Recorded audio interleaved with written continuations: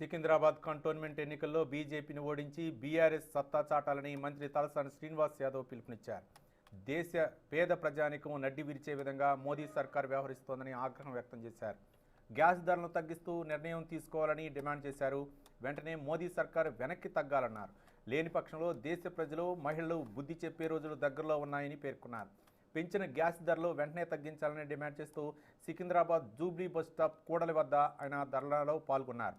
ఈ నిరసన కార్యక్రమానికి నామినేటెడ్ చైర్మన్లు బారాస శ్రేణులు భారీగా తరలివచ్చారు. కేంద్రంలో బీజేపీ ప్రభుత్వం పేద మధ్యతరగతి ప్రజల ఉసురు పోసుకుంటుందని ఈ సందర్భంగా మంత్రి తలసాని వ్యాఖ్యానించారు.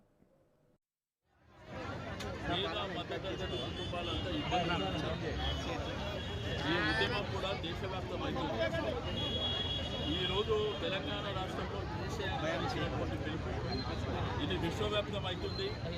ఎందుకంటే భారతదేశవ్యాప్తంగా కూడా పేద మధ్యతరగతి కుటుంబాలు గ్యాస్ పొయ్యి మీద వంట చేసే పరిస్థితి పోయి కట్టెల పొయ్యి మీద చేసే పరిస్థితి 2014 ఎన్నికల ముందు ఆ రోజు ప్రధానమంత్రి క్యాండిడేట్గా ఉన్నటువంటి ప్రైమ్ మినిస్టర్, ఇప్పటి ప్రైమ్ మినిస్టర్ గారు ఓటు వేసేటప్పుడు పోలింగ్ రోజు గ్యాస్ సిలిండర్కు దండం పెట్టి ప్రజలందరూ కూడా గ్యాస్ సిలిండర్ దండం పెట్టి ఓటేయాలని చెప్పి మరి 410 రూపాయలు కూడా ప్రొడక్ట్ సిలిండర్ ధర ఈ 8 సంవత్సరాలలో 1155 రూపాయలు సబ్సిడీ ఉన్న ప్రవేశపెట్టినటువంటి బడ్జెట్ గతంలో పెట్టిన దాంట్లో ఒకసారి 22,000 కోట్ల రూపాయలు బడ్జెట్లో పెట్టింది సబ్సిడీ.